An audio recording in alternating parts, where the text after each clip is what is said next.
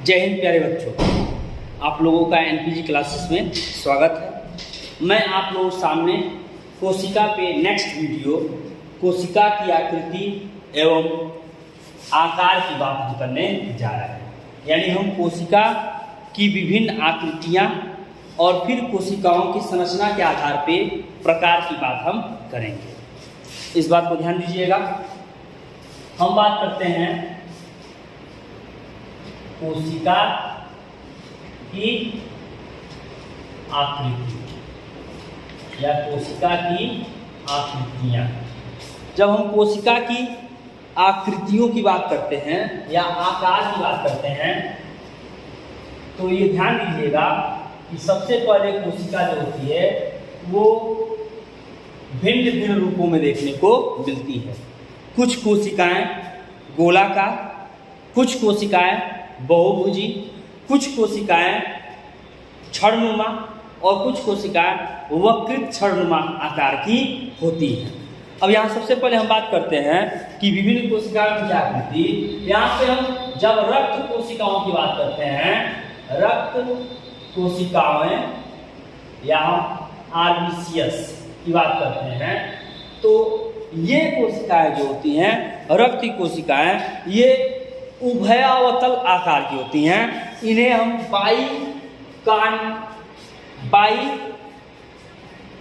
बाइकानकेव या बायोकानकेव के केस में रूप में इसे जानते हैं। मतलब इनका रूप जो होता है वो इस प्रकार का होता है, दोनों तरफ से अंदर की तरफ धंसा हुआ, तो इसीलिए यानी किनारे की तरफ से इनका जो भाग होता है वो क्या होता है, मोटा होता है। यानी जो आप ब्लड सेल देखते हैं, देखने में जो गोलाकार आकार दिखाई देता है, तो किनारे किनारे ये भाग जो होता है वो मोटा होता है, बीच वाला भाग जो होता है वो पतला होता है, जिसके कारण ये बीच वाला भाग अंदर की तरफ फंस जाता है और किनारे किनारे ये, तो इसे कहते हैं बाइकानकेव। क्या कहते हैं?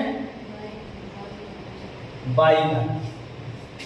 फिर दूसरी कंडीशन हम बात करते हैं, ये तो रक्त कोशिकाएं हो गई। रक्त कोशिकाओं की बात करते हैं तंत्रिका कोशिकाएं। तंत्रिका कोशिकाएं, तंत्रिका कोशिकाएं जो होती हैं वो लंबी व शाखित होती हैं। लंबी व शाखित होती है। जनरली तंत्रिका कोशिका की बात करते हैं तो इस तरह इसके एक्जान पार्ट होते हैं, ठीक, नीचे वाले जो साइनेप्टिक नाभ बनते हैं, ऊपर साइटोनिक्स जो साइटोन पार्ट होता है वो कई भागों में ऐसे बटा होता है, जिसमें से ढेर सारे कवर निकलते हैं। इसके तीन भाग साइटान, एक्जान और डेंड्रान, ये तंत्रिका कोशिका के मुख्य भाग होते हैं। यह लंबे व शाखित रूप में अपने आप को प्रदर्शित करते हैं। फिर बात करते हैं हम तीसरी जीवाणु कोशिकाएं। जब जीवाणु कोशिकाओं की बात करते हैं, ध्यान दीजिएगा, जब जीवाणु कोशिकाओं की बात की जाती है तो जीवाणु कोशिकाएं जो होती हैं लंबी या गोल भिन्न भिन्न रूपों में देखने को मिलती हैं। ये लंबे क्षणनुमा भी होते हैं, गोल भी होते हैं और कामा के आकार के भी होते हैं। फिर हम बात करते हैं जीवाणु कोशिका के अतिरिक्त, जब हम आगे बढ़ते हैं बात करते हैं शैवाल कोशिका। तो शैवाल कोशिकाएं अंडाकार व कशायुक्त होती हैं। शैवाल कोशिकाएं कैसे होंगी?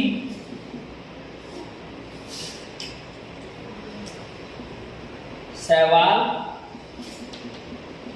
कोशिकाएं अंडाकार व कशायुक्त होती हैं।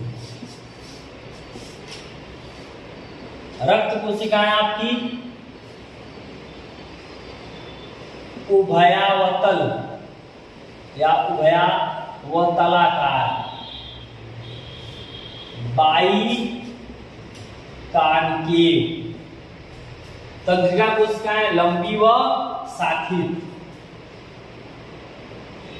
लंबी व शाखित। जीवाणु कोशिकाएं लंबी, छड़नुमा, गोल या कामा के आकार की होती है। सवाल कोशिकाएं अंडाकार व कसायुक्त होती हैं। और लास्ट हम जब बात करते हैं परागकण कोशिकाएं, परागकण भी क्या है? कोशिकाएं हैं। तो परागकण जो होते हैं प्रायः गोल आकृति के होते हैं। कैसे होते हैं? गोल आकृति के होते हैं। तो ये आपके सामने बात हुई कोशिका की आकृति एवं आकार। फिर हम बात करते हैं जब हम संरचना के आधार पर कोशिका की बात करते हैं तो संरचना के आधार पर कोशिका दो प्रकार की होती है। इस बात को याद रखिएगा। एक को कहते हैं प्रोकैरियोटिक सेल और एक को कहते हैं यूकैरियोटिक सेल। ध्यान दीजिएगा, संरचना के आधार पर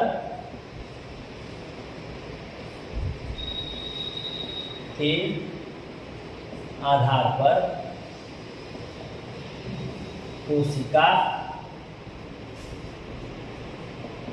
के प्रकार। संरचना के आधार पर जब बात करते हैं तो कोशिका संरचना के आधार पे दो प्रकार। एक को कहते हैं प्रोकैरियोटिक सेल और एक को कहते हैं यूकैरियोटिक सेल। प्रोकैरियोटिक जिसमें विकसित केंद्रक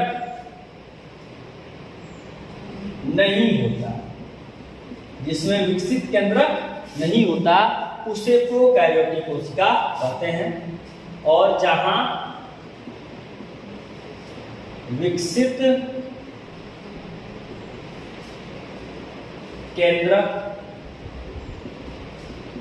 होते हैं उन्हें यूकैरियोटिक या उन्हें सुकेंद्रीय कोशिका कहते हैं। हम जब प्रोकैरियोटिक सेल की बात करते हैं, ध्यान दीजिएगा, प्रोकैरियोटिक और यूकैरियोटिक शब्द की जब बात आती है तो इसकी प्रस्तुति जो थी सबसे पहले चैटन नामक वैज्ञानिक ने की थी। किसने? चैटन नामक वैज्ञानिक ने संरचना के आधार पर कोशिका के प्रकार की जब बात की गई तो प्रोकैरियोटिक और यूकैरियोटिक शब्द देने का काम जो था वो चैटन ने किया था। और बाद में प्रोकैरियोटिक यानी जिसमें विकसित केंद्रक नहीं होते हैं, अपरिपक्व बिखरे हुए रूप में ये देखने को मिलते हैं, इन्हें केंद्रिका कहा जाता है। ध्यान दीजिएगा, प्रोकैरियोटिक कोशिका के इस मटेरियल को केंद्रिका या न्यूक्लियोइड कहा जाता है। और फिर बाद में ये बताया गया कि भाई संरचना के आधार पर कोशिका जो होते हैं वो दो प्रकार के होते हैं। ये तो एक्सप्लेनेशन पहले ही दिया गया। फिर उसमें केंद्रक के आधार पर कोशिका के प्रकार भिन्न भिन्न होते हैं। ये सारी चीजें हम पिछले टॉपिक में, पिछले वीडियो में आप लोग से डिस्कस किए हुए हैं। यहाँ उदाहरण की अगर हम बात कर लें, ध्यान दीजिएगा कि चैटन नामक वैज्ञानिक ने प्रोकैरियोटिक और यूकैरियोटिक शब्द दिया। यहाँ हम प्रोकैरियोटिक की उदाहरण की बात कर लें तो इसमें आपका बैक्टीरिया, नील हरी शैवाल,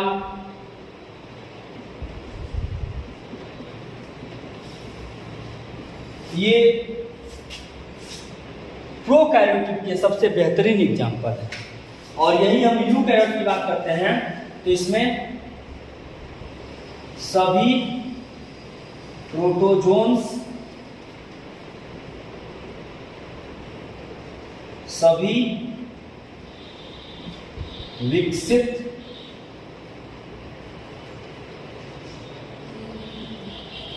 पादप व जंतु, ये सब के सब आपके यूकैरियोटिक सेल में सुकेंद्रीय कोशिका में आते हैं।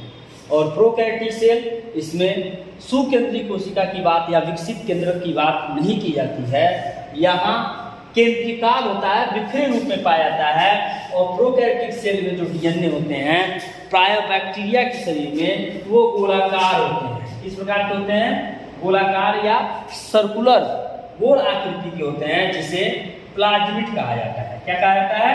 प्लाज्मिड। इसकी खोज का श्रेय जो है लेडरबर्ग व टेटम नाम के वैज्ञानिक को दिया जाता है। प्लाज्मिड विभिन्न विभिन्न प्रकार के होते हैं, ये हम आपको नेक्स्ट वीडियो में इस टॉपिक पे हम बेहतरीन ढंग से डिस्कस करेंगे। ये आपके सामने मैंने प्रस्तुत किया कोशिका की आकृति या आकार और कोशिका संरचना के आधार पर कोशिका के प्रकार। यहाँ मैंने कोशिका की आकृति या आकार की जब बात की तो मैंने कहा रक्त कोशिकाएं उभयावतलाकार, तंत्रिका कोशिकाएं लंबी व शाखित, जीवाणु कोशिकाएं कामा के आकार की, गोल आकार के, लंबे या छड़नुमा, शैवाल कोशिकाएं ये अंडाकार व कसाव युक्त होती हैं, और लास्ट पराग कोशिकाएं पराग पर बात करते हैं, ये प्रायः गोलाकार एवं कांटेदार